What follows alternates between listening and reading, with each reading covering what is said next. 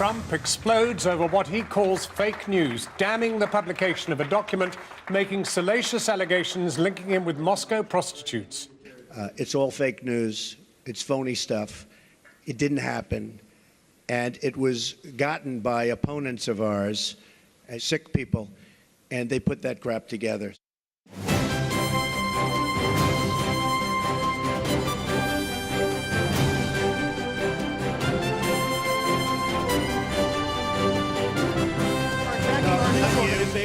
Can you give us a chance? Your organization. You are attacking our news organization. Can you give us a chance to ask a question, sir? Go ahead. Sir. Good evening. No longer reality TV, but reality freewheeling, hot-headed, riled by the publication of the latest allegations against him.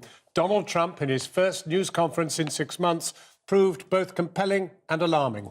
He continued to criticize the American intelligence services as he nears the point of depending upon them. His pointed hatred or baiting of much of the media. If anything, his appearance today was as visceral as any that he made as candidate Trump. 9 days out, what is the world to make of the presidency to come? Also tonight, the NHS is supposed to save lives, not put them at risk. The accusation for the man who runs it, as well as the Royal College of Physicians and 75 health organisations. Theresa May under fire on health as never before. Sainsbury's becomes the latest supermarket chain to report better than expected profits, but its boss warns the salad days may not last. Arctic weather in the Med. Those who suffer most, the migrants and refugees trapped in camps, including thousands of children. Also tonight, the last words from the man making way for Donald Trump, determined in this most uncertain hour to remind Americans of his and their high aspirations. Yes, we can. Yes, we did. Yes, we can. Thank you. God bless you. 9 days to the inauguration of Donald Trump, and his first news conference as president-elect became a damage limitation exercise. He angrily dismissed allegations that Russia had compromising material on him. The uncorroborated documents claimed Trump's campaign was communicating with Moscow, but rather more explosively that there were or are allegedly salacious videos filmed in a Moscow hotel room. Today, Trump hit back, calling the claims fake news, phony stuff, put together by sick people. Moscow has dubbed all the claims pulp fiction. Our Washington correspondent, Kylie Morris, has this. The President-elect of the United States... When the President-elect took to the podium today, he faced a bona fide political crisis that might have been torn from the pages of a paperback thriller. A leaked but unsubstantiated intelligence dossier suggesting that the Kremlin holds compromising and salacious detail on the future American president, and that Russia deliberately staged an online disinformation campaign to secure his win. Not only that, there was a well-developed conspiracy of cooperation between several of his campaign staff and the Russian leadership. Before Donald Trump spoke, he'd already tweeted to declare the story a political witch hunt and deny he's had anything to do with Russia. It was all, he declared, fake news. It should never have been, number one, shouldn't have even entered paper, but it should never have been released. But I read what was released, and I think it's a disgrace. A disgrace he blames on partisan intelligence operators and a crooked media. That the intelligence agencies allowed any information that turned out to be so false and fake out. I think it's a disgrace. And that's something that Nazi Germany would have done and did do. But he hit peak outrage when a reporter from one of the news agencies to break the story, CNN, tried to ask him a question. Sir, since you're attacking us, can you give us a question? Mr. President-elect. Go ahead. Mr. President-elect, since you are attacking our news organization, can you give us a chance? Your organization. You are attacking our. Give us a question. Don't be rude. You're attacking us. Can you give us a question? Don't be rude. Can you give us a question? I'm not going to give you a question. Can you stay categorical? You are fake news to my The president-elect also dodged a question on whether he or his aides had any contact with Russia during the campaign. He conceded that Vladimir Putin may well have ordered the hacking of senior Democratic email accounts, which the Russian leader shouldn't have done, but praised Moscow's intervention on his own behalf today. You know, President Putin and Russia put out a statement today that this fake news was indeed fake news. They said it totally never happened. I respected the fact that he said that. If Putin likes Donald Trump, guess what, folks? That's called an asset, not a liability.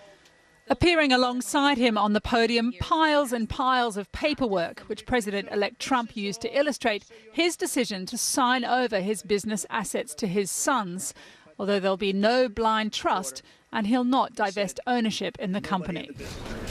Well, that was clearly the subject he wanted to address. The Russia question loomed large not only in New York, but at confirmation hearings for the nation's top diplomat on Capitol Hill. The man who'll define the future relationship between Russia and the United States, the next Secretary of State, Rex Tillerson, is getting a real grilling from the Senate Foreign Relations Committee.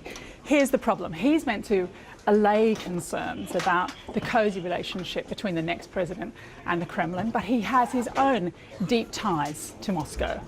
There is scope to define a different relationship that can bring down the temperature around the conflicts we have today.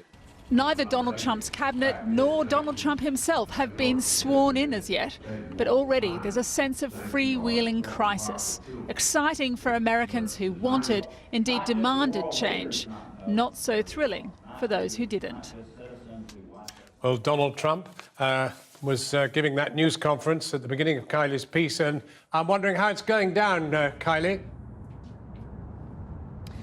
Well, John, people I think are really digesting this. It was a fairly extraordinary appearance, very much a kind of freewheeling, rollicking appearance. Obviously, it was designed for him to deliver this very kind of presidential statement about how he was going to avoid a conflict of interest. That's why he had the table there with all those notes. Apparently, all the contracts he'd signed away to his sons, so there'll be no ethical dilemmas facing him in the future. But obviously, the whole Russia issue simply overtook that. You could see him getting increasingly annoyed and frustrated by questions around that. He did shift positions slightly. If you have to keep going. He contradicted himself a number of times, but he did seem to at least acknowledge that Vladimir Putin may well have been behind the hacking of the DNC, the kind of John Podesta emails that we saw that troubled Hillary Clinton just before the election. And he said that Vladimir Putin probably shouldn't have done that. But at the same time, he very quickly said, but wasn't the hacking great because we learned all this very interesting information about Hillary Clinton? So it was ultimately helpful.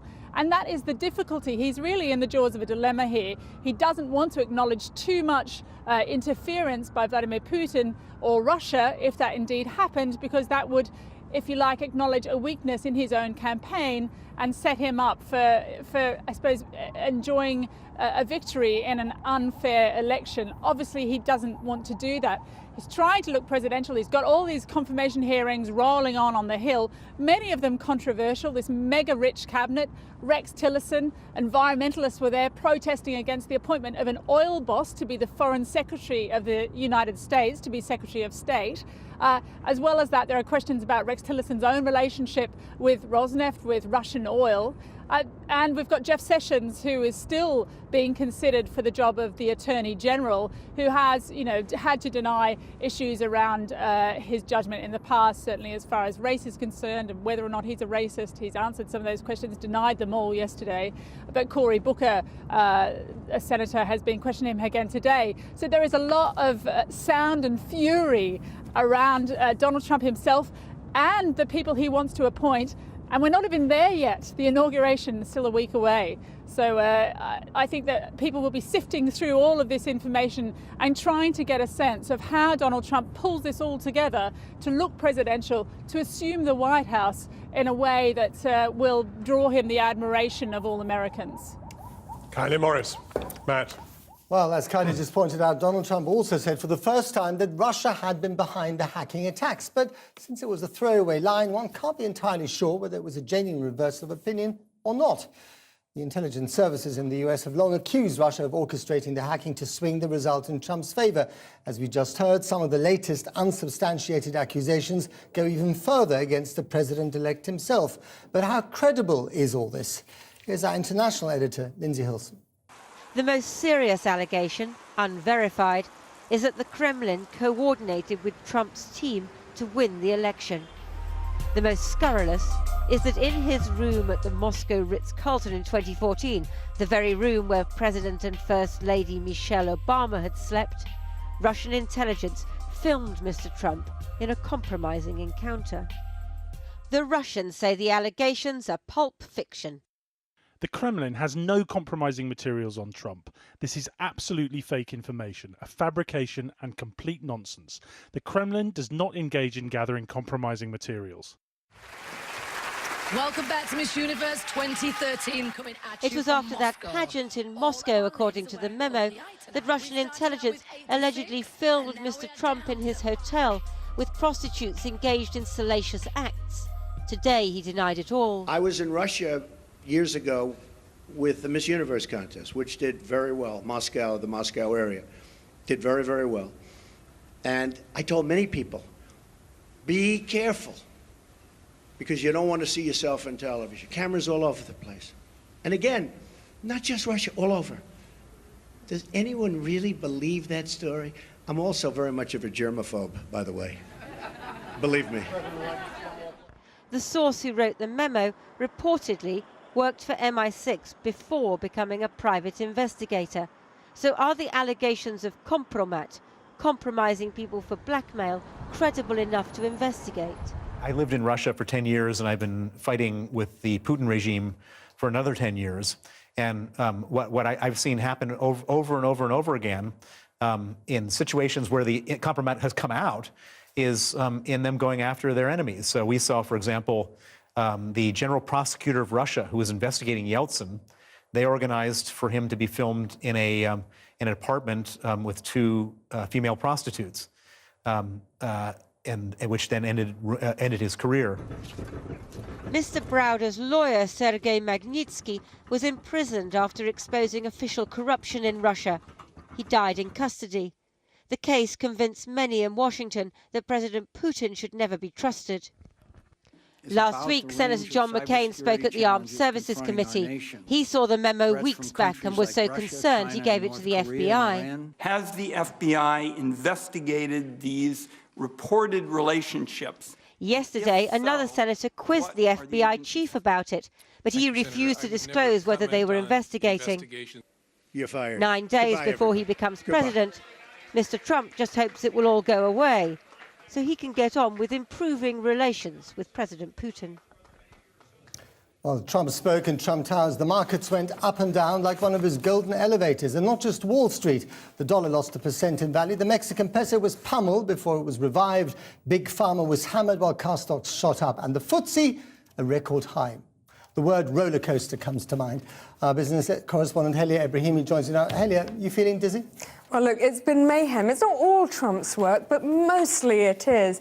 The day started here in Britain, where the Bank of England Governor Mark Carney told MPs, well, the bank has to monitor Mr. Trump's Twitter account because, and I quote, what he says on Twitter is felt by markets. Well, it turned out the governor's words were deeply prophetic because before he stood up in this press conference, the Dow Jones was within touching distance of its historic 20,000 mark. The dollar was at a one-week high.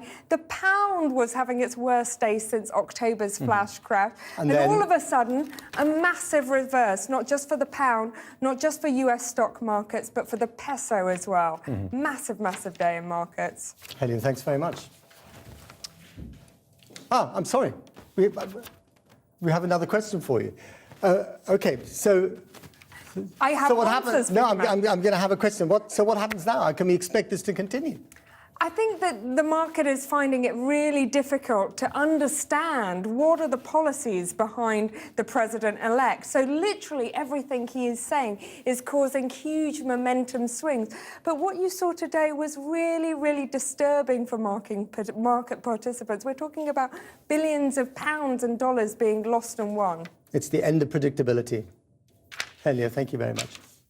Well, joining us now is journalist and author Anne Applebaum, and in the studio, Jan Halper-Hayes from Republican Overseas, which represents the Republican Party in the United Kingdom. Anne Applebaum, would you agree that perhaps he had a point in getting riled about what he described as fake news? I mean, it's pretty ironic hearing Trump criticize fake news, since fake news and conspiracy theories are how he first drew attention to himself and how he entered politics.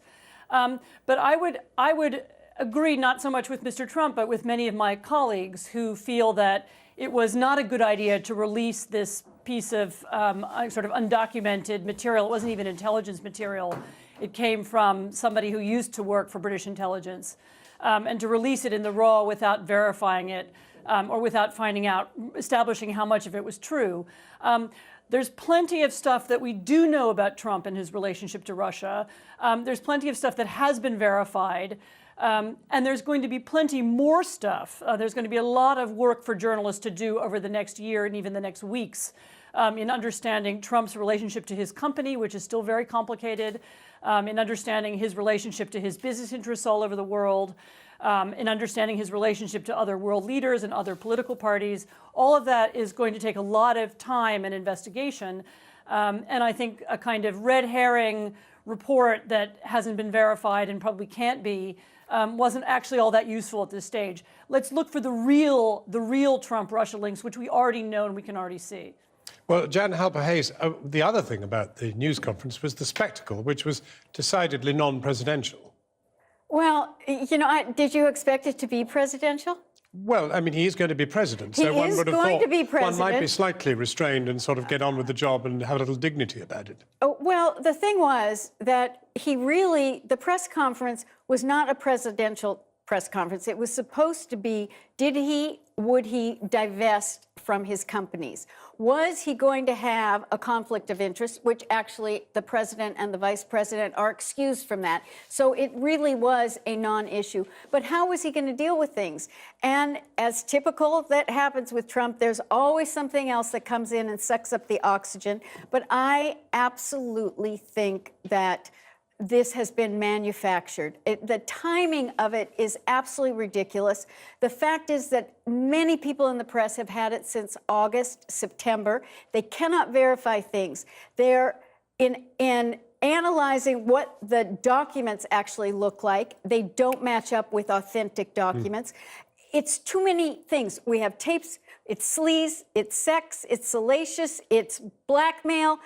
You know, there's no moderation in the things. It's like everything dumped into one. And I'm just highly suspicious of it because also he has criticized the intelligence community the past couple of weeks, and it could be a little bit of a, let me get back at you. So, but as a Republican, you have a sense of pride in the way he conducted himself today, presumably. Yeah, well, pride in how he conducted himself. I have pride in that he made a decision. One of the biggest issues was, would he be unconstitutional? Would he be at risk if his hotels accepted money from foreign countries? Okay, well, let me pause you there, because Anne Applebaum, that's a very important point. I mean, do you think he's done enough, in fact, to separate himself from his business in leaving it in the hands of his son and daughter? No, I think we're actually just at the beginning of this conversation and just at the beginning of understanding what exactly he can do that's constitutional and what isn't.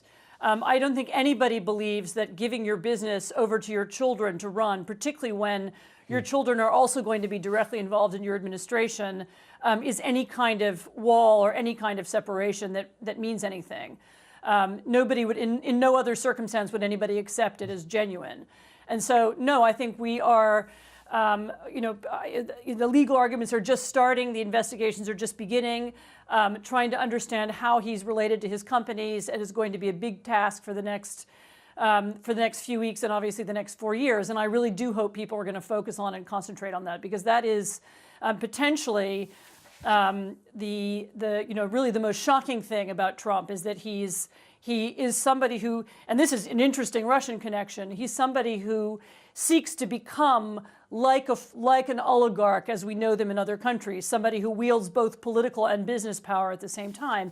And we've never had that in American politics before, and I'm not sure we know how to deal with it. Well, so that's a very, very important thing to watch. Can I press you on the spectacle? I mean, 9 days out, the President of the United States to come? The spectacle. Look, I mean, that he was elected, for spectacle. I mean, he came to public prominence as an entertainer and as a very vulgar entertainer. I'm not going to be very surprised if he continues to be a vulgar entertainer. That's what he does. What I'm hoping that the press and the public will begin to do is to hold him to his promises, to nail down his lies and to establish what exactly is his relationship to his business interests and to his business partners around the world. Vulgar entertainer? I mean, is that okay with you?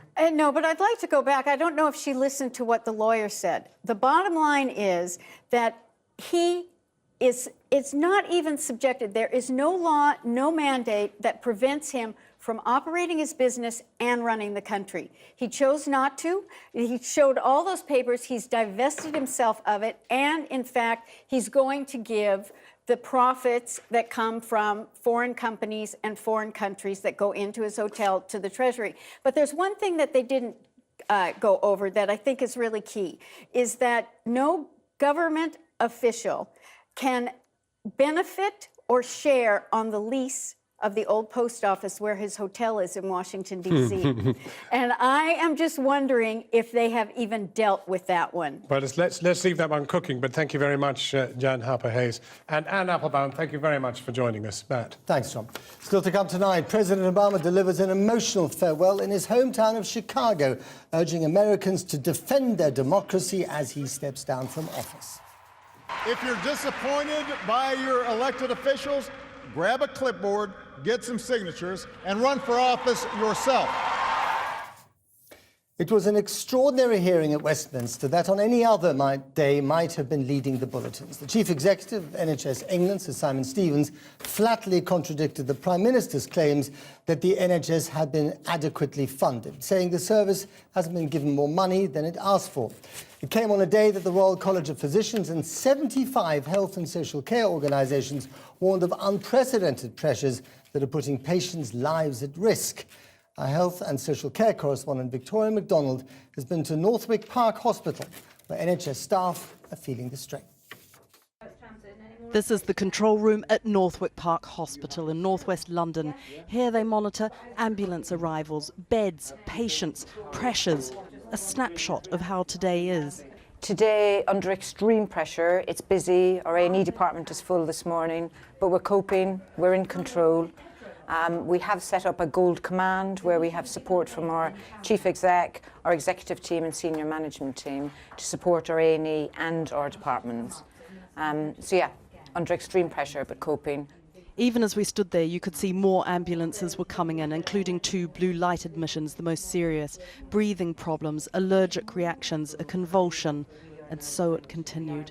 When it shows black on the screen like that, and I can see that there are twice as many hospitals now as there were at 11 o'clock this morning, what does that black mean? Black means they're under pressure. So there is a gradient of how you work out the pressure. So you look at your A&E, you look at your beds, and that will indicate, it's an indicator of what it's like across the patch, across the whole of, for here, it's across the whole of London. Does it ever feel unsafe? At times, I'm sure it does for our staff on the floor, but that's it. Our role is to ensure it is safe, so that's where they will get as much support. We have put extra staffing in, medical staff, doctors, extra therapists to ensure it is safe. But if the pressure was being felt in hospitals today, it was also being piled onto government. PMQs was dominated by health, followed by an opposition day debate on the NHS. So nothing for social care, nothing for emergency care, nothing to tackle understaffing, nothing to tackle underfunding. Well, thank you very much. We have an NHS with more doctors, more nurses, and despite difficult winters, patients saying they have never been treated more safely and with more dignity and more respect. Prime Minister, are you going to put more money into the NHS? How are you getting on with Simon Stevens? Is he too political? She didn't answer, but he did at the Public Accounts Committee, disputing her claim that more money has gone into the NHS. In the here and now, there are very real pressures. Over the next 3 years, funding is going to be highly constrained. And in 2018-19, as I previously said in October, real terms NHS spending per person in England is going to go down 10 years after Lehman Brothers and austerity began. We all understand why that is, but let's not pretend that that's not placing huge pressure on the service. This too was a day of letters to Downing Street and Mr Hunt, coming from all directions, from charities, from doctors, nurses, local government, the Labour Party, that the NHS and social care system are in crisis, that they are overstretched and underfunded. I've been into this A&E twice today, once at 11 o'clock this morning and now about mid-afternoon, and it has only got busier. In fact, you can see the ambulances lined up behind me. And it's this disparity between what the government is saying, that it's only a handful of hospitals, that there is no crisis, and what you are seeing on the ground and what medical staff are telling you right across the country, that this is the worst winter that many can remember. And one of those letters came from the Royal College of Physicians in a highly unusual move, warning Theresa May that services are too often paralysed by spiralling demand. Our skills and training allow us to expect to deliver a certain standard of care, but because of lack of resource, we've not been able to do that, and that's affecting patients. It's affecting the morale of the profession. And it's increasing the likelihood that patients will come to harm. And then there was the other letter, 75 organisations calling for a cross-party, long-term solution to the current crisis in health and social care. It needs to be cross-party because actually we've got nowhere over the last 5-10 years in addressing really serious issues, and if parties go it alone it just becomes a political football and it's too serious for it to be subject to yaboo politics. But even as they were debating in the Commons and giving evidence to committees, the patients just kept on coming through these doors. The winter pressures as intense as ever. Victoria MacDonald reporting. And in the Commons today, the Labour leader, Jeremy Corbyn, accused Theresa May of being in denial in a Prime Minister's Question Time dominated by the NHS. Joining us now from Westminster, our political editor, Gary Gibbon. Gary. Well, as you say, Jeremy Corbyn shifted the attention on to the NHS, having talked about other subjects yesterday, and Labour intends to make a lot of the crisis as they see it in the NHS and to use it in the forthcoming by-election that's coming down the tracks. He was, as you say, implying that Theresa May had been belittling the problems of the NHS. She was coming back and saying that actually some other people had been exaggerating the problems of the NHS. Here's how those exchanges went. I accept there have been a small number of incidents where where unacceptable practices have taken place. Earlier this week, the Prime Minister said she wanted to create a shared society. Well, we've certainly got that. More people sharing hospital corridors on trolleys. More people sharing waiting areas at A&E departments. More people sharing in anxiety created by this government. And Gary, strong words from the NHS chief executive. How did that go down? Like a cup of cold sick with number 10, I suspect. These were very strong words. There was a story on the front of the Times this morning saying that people around Theresa May, very close to Theresa May, had been doing down Simon Stevens, the head of NHS England, and he came back fighting on with all guns today. He said that one of the remarks that had been made about the NHS getting more than it asked for, a remark by Theresa May, was stretching it. And he said that we can't change ageing Britain. We are quite different, we the NHS, from the criminal justice system. And that's a very direct attack at an argument that Theresa May repeatedly uses in meetings on the NHS and other areas of spending, where she says, well, look, I brought down the police budget and I managed to get crime down at the same time. Why can't you do that with other bits of the public sector? He's saying this bit of the public sector is totally different. There are completely different things going on here with demographics and other things. And I think these tensions are reaching a point where you're just wondering whether you're looking at the next, as it were, Sir Ivan Rogers. An awful lot of people walked out of that committee hearing with Simon Stevens today thinking he sounded like a man who was going to walk. He can't actually technically be sacked under the Andrew Lansley reforms, but he doesn't look like a man who has an appetite for Theresa May's approach to government. Strong stuff, Gary. Thank you very much. And Matt. Well, earlier I spoke to the Conservative MP and former Health Minister Dan Poulter, who still works as a doctor in the NHS. I began by asking him who we should believe, the Red Cross, who describe a humanitarian crisis in the NHS, or the Prime Minister, who today said that such language is overblown. Well, look, I still work as a doctor in the NHS on the front line.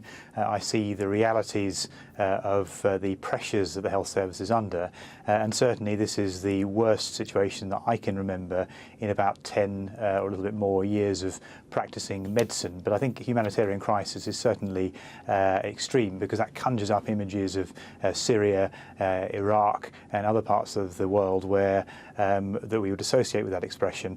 So things are difficult in the NHS, but I think that probably was a statement that was a little bit too far. But if people are dying on trolleys, if waiting lists are too long, if the public doesn't feel it's getting the service that it is paying for through its taxes, then there is a humanitarian crisis of sorts here, isn't there? Well, there's certainly, in my view, a real problem or a crisis in a number of hospitals at the moment. And I see that the challenges that the health service faces with a very difficult budgetary environment, and the NHS needs more money, and more money, in my view, over and above what the government has already committed.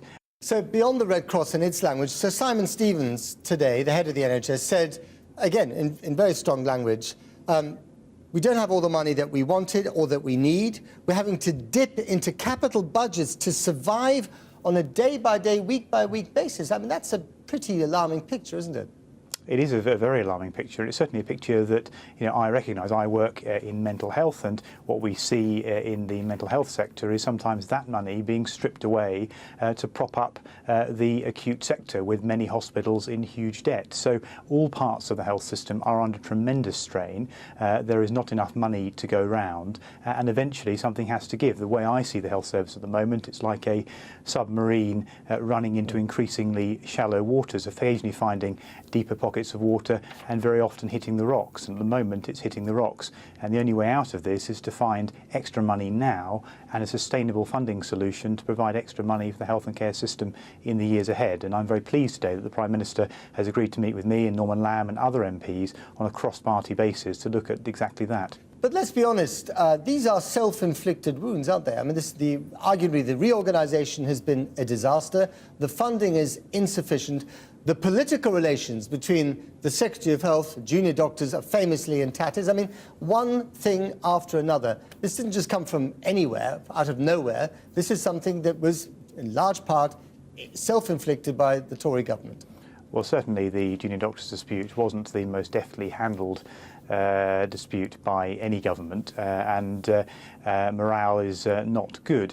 And there is some recovery to come from that. And there is, I think, a need now for the government to recognise and be honest about the scale of the challenges faced in the health and care systems. And I think the good point that came out of today's Prime Minister's questions is a willingness from the government and from the Prime Minister to actually address these issues. And she made a very important speech on mental health earlier this week. And I very much hope that the money to back up that speech is soon to follow. Is Jeremy Hunt up to the job? Well, I've worked with Jeremy. I don't personalise things, but clearly it's been a difficult time to be the Secretary of State for Health. It wasn't the most deft handling of the junior doctors dispute, and I'm sure he, at the moment, is trying to look at solutions, and I hope part of that is looking at delivering extra funding for the health system. So you think he should stay on? Well, these are decisions for the Prime Minister. OK. Dan Poulter, thank you very much. Pleasure. Back now to our top report tonight and the leaked allegations that Russia is allegedly compromising material that could be used against Donald Trump. Joining us now from Brazil, the journalist who broke the Edward Snowden surveillance story, Glenn Greenwald. He now runs an online news publication, The Intercept. Glenn Greenwald, you're a publish and be damned man by reputation. Would you have published?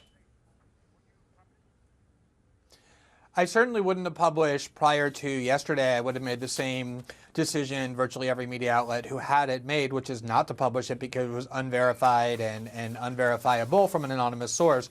Once CNN went on air after the CIA gave them the story and said, the FBI and the CIA see this source as credible, and they've now briefed the president on it and said that Russia has dirt on Trump, according to this report. I think the argument becomes much stronger to say, let the public see what the president has been told rather than leaving it to their imagination. Well, I mean, the relationship between Trump and the intelligence services seems to be extremely strained. But in the end, what did you make of that news conference that dealt with this matter? I think Trump was actually understandably furious about what has happened. It seems not just that there's strained relationships, but that there's actually open warfare between the CIA and its allies, sort of the unelected deep state, and the person who, whatever you think of him, was actually elected president of the United States. And they caused this extremely scurrilous, anonymous mountain of accusations to be publicized about Trump outside of the democratic process, clearly in vengeance. And I think he was very angry about it, and understandably so. Yeah, but I mean, where did the chicken lay the first egg? Surely it was WikiLeaks, your old links with that organization, that indeed sowed the seeds in Mrs. Clinton's campaign of fake news. Yeah, I'm not really sure what WikiLeaks' publication of emails from the Clinton campaign has to do with the CIA's warfare with Donald Trump and their decision to cause to be published. Totally unvetted raw intelligence that has never been verified by anybody. There's no question that the documents WikiLeaks published were fully genuine and authentic. Nobody has challenged the authenticity of those documents. They caused the top 5 officials in the Democratic Party to resign. So I think everybody agrees they were in the public interest. In contrast to these claims from an anonymous source, which nobody can say whether they're authentic or not. So I see them as fundamentally different. Well, but there is another test here, and that is, did it mess up the American democratic process? I'm not really sure how anyone could say that publishing accurate information about some of the most politically powerful actors in the country, which resulted in the resignation of the top 5 officials of the Democratic Party because of corruption and deceit that ended up getting exposed, was somehow improper. Of course, if journalistically information is disclosed to the public that ends up reflecting negatively on one of the candidates, that has the potential to affect the outcome of the election. But then the solution to that would be to say, well, let's just not report on any candidate lest we interfere in the election. I think that disclosing information about both people seeking the highest and most powerful political office on the globe is a really important journalistic function, and whether that alters the outcome of the election or not is for the voters to decide. Well, it depends who hacked the emails. I mean, it looks pretty clear that WikiLeaks were involved in the hacking. Is it a good thing to be hacking material and then publishing it? I've never heard anybody literally ever say until you just this moment that WikiLeaks was involved in the hacking. Nobody thinks WikiLeaks was involved in the hacking. The CIA and the FBI have never said that. The known media outlet has ever said that. There's zero evidence. Yeah, but let's go to the Russian. Let's go to the Russian element. I mean, that's the twist in the tail. That's where the hacking is laid, and that was what exactly, WikiLeaks profited from. Claim. That is where WikiLeaks profited from. Well, right. So, you know, every time a media outlet publishes information that they have obtained from an anonymous source, somebody gives it to them. So somebody, for example, stole Donald Trump's tax returns and mailed it to the New York Times, which then published them. The New York Times has no idea who took them, who mailed it to them. They looked at the information, they authenticated it, they judged it in the public interest, and they published it. There's no evidence that Russia is the one who hacked here. That's the claim from the CIA. But even if it's true, if you're WikiLeaks or any other media outlet, the only question that you have is this information that the public ought to know? And the answer, as evidenced by the fact that literally every major media outlet in the U.S. repeatedly reported on the content of those emails, the answer to that question was yes. And so regardless of who hacked, it needed to get into the public discourse. Well, it's worth noting that today Mr. Trump actually recognized that the Russians had hacked at points in this campaign. But anyway, thank you very much, Glenn Greenwald. Good to talk to you. Thanks for joining us. Great to be with you. Now, here, Sainsbury's has reported record Christmas sales of more than £1 billion across the group. The supermarket chain's sales rose 0.1%, beating expectations that they would fall. But Sainsbury's chief executive has warned about the possible impact of a falling pound and a very competitive market. Our business correspondent Helia Ebrahimi has more. Sometimes it's the humble fruit and veg that can reveal the most about a country's economic appetite. Today, Sainsbury's surprised the market with better than expected Christmas sales. Shares in the company shot up 6%, carrying the rest of the supermarket sector with it. The political landscape in Britain may be mayhem, but here in the comfort of a supermarket aisle, the consumer is still feeling pretty chipper. And why not? Despite the threat of inflation, in fact, prices have been flat or down. while at the same time household disposable income has been up. Now that is a cosy relationship that surely has to end, with insiders suggesting that by this time next year, the consumer will start to feel the pinch. I think if you talk to consumers, actually consumers today are feeling pretty confident about themselves. I think you've seen that reflected in the retail sales across the sector over the Christmas week. But that hinges largely upon the fact that prices so far have been stable. Well, if you look at our food business today, we're continuing to see food price deflation. So we're continuing to give a great offer to our customers. In the last quarter, we've seen food price deflation of somewhere between 0.5% and 1%. So it's still... But that can't last. It's our job as retailers to make sure that we can protect our customers from seeing those cost price increases. And I think whatever's going on in the political world outside. Absolutely. Figures from the sector show festive grocery sales hit their highest point in 4 years. Shoppers spent an extra £500 million compared with 2015. But we're not off to the races quite yet. Yeah, we tend to feel it's probably going to be another sort of 6 to 12 months. But we don't actually feel all of the burden is going to be felt by the consumer themselves. We think the suppliers will probably take some of the pain. We think the retailers will take part of the hit, and then a little bit of the discomfort will also be felt by the consumers, unfortunately. And the first tremors have already been felt. In November, Tesco had a very public standoff with Unilever, the maker of Marmite, over a 10% price hike.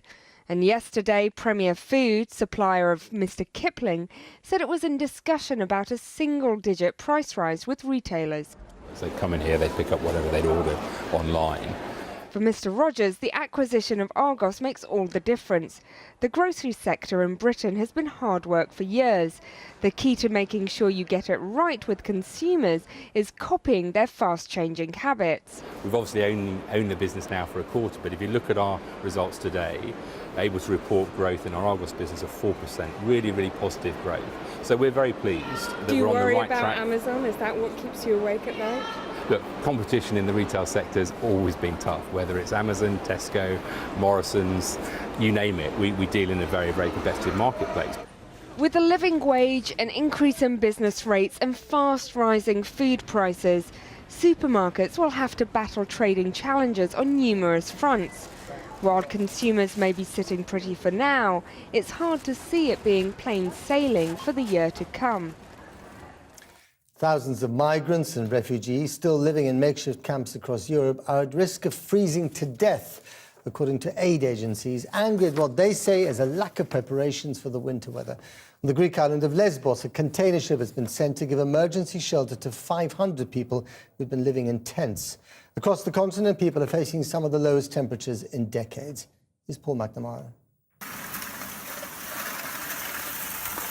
It's slow going on the Danube as boats choose to slalom or slice through the ice up to half a metre thick. The winds that carried this Arctic winter started in Siberia a week ago. Here in Budapest, the heart of Hungary has slowed to a steady beat as temperatures hit -10. Croatia's tropical fauna isn't used to weather like this. Neither is the population, who haven't seen snow like this for decades. Thousands have been left without water as water pipes froze. Locals are left doing all they can to keep warm.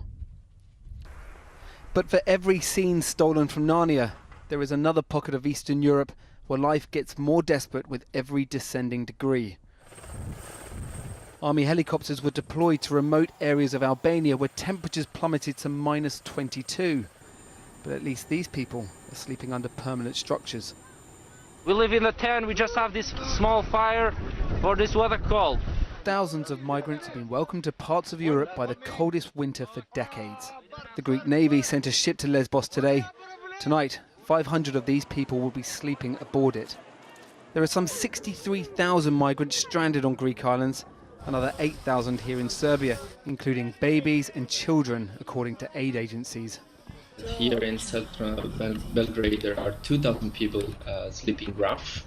They sleep in the abandoned buildings behind the train station, and they do not have any access to toilet, shower, and running water. At the MSF clinic inside the park, we have an average of 100 people per day, In the last 48 hours, we have seen already 7 cases of frostbites.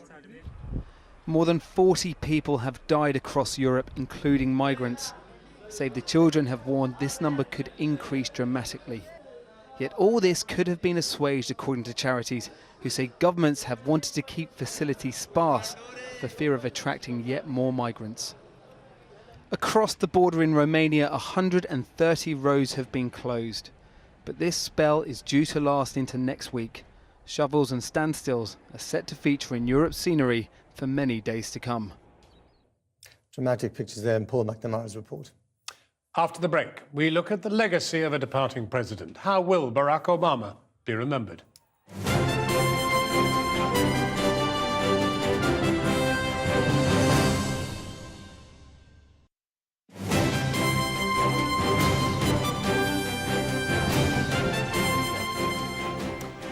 He is still the president, just for another 8 days. Last night, Barack Obama went back to his political roots in Chicago and bid his farewell. And though he only mentioned Trump once by name, he delivered a carefully coded warning about what might threaten America's democracy in the coming years. So what will the legacy be of America's 44th president? Thank you. It's good to be here. He ended where he started, in Chicago, his home turf. 8 years of office have left him greyer and wiser. History has yet to give its final judgment, but unblemished by scandal, unlike so many others before him, his usually faultless delivery for once appeared to falter as he began. You can tell that I'm, you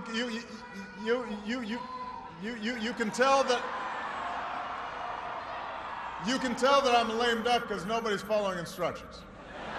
His speeches may be the stuff of legend, his successes both at home and abroad less so, but he was quick to put his track record on the record.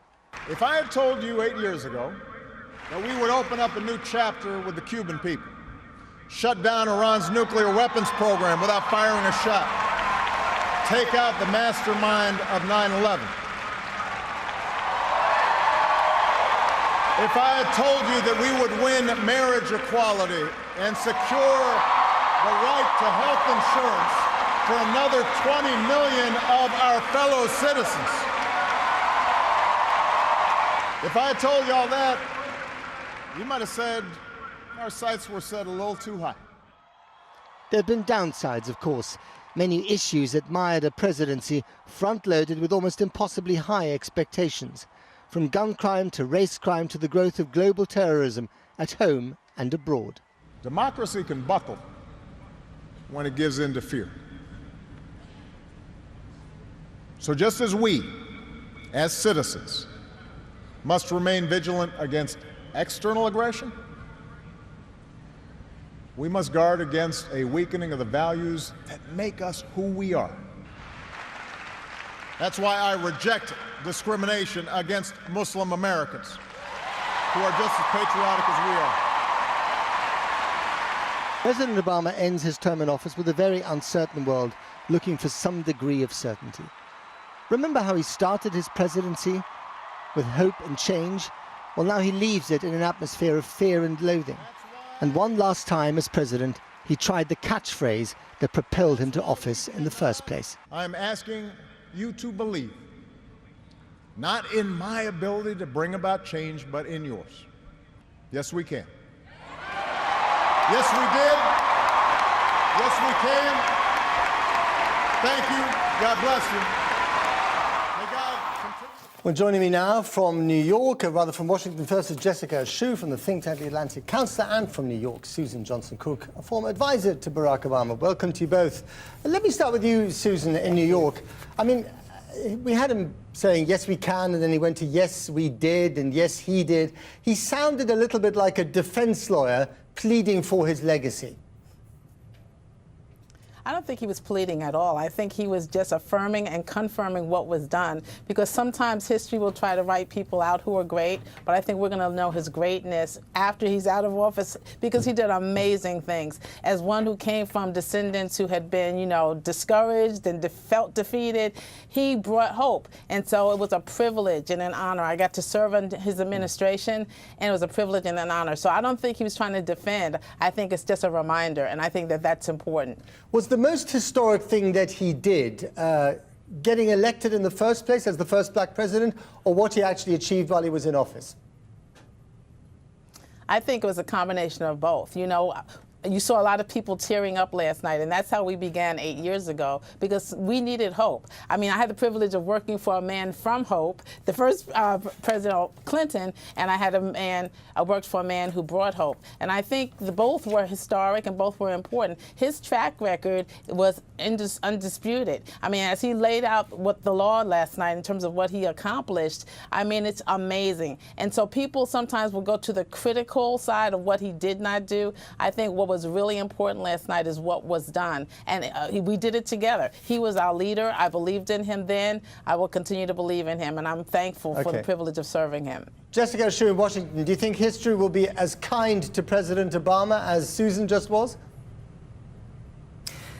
You know, I think it's really important to take a global perspective on the Obama administration. There's no question that President Obama is a smart man and was a very, very well-intentioned man. However, I think when it comes to the track record of U.S. foreign policy, really this century, it's a Goldilocks allegory. Under, President Bush, the porridge was too hot. Under President Obama, I'm afraid to say that the porridge was too cold. And there's a legacy in the Middle East that is very, very unresolved.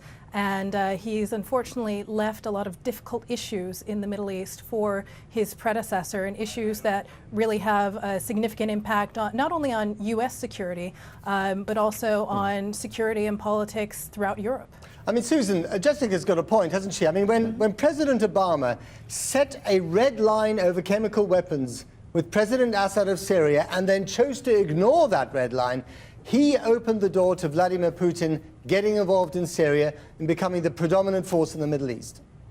True. Well, let me respond to what she said in terms of the cold porridge. Let me just say he inherited a lot of cold porridge.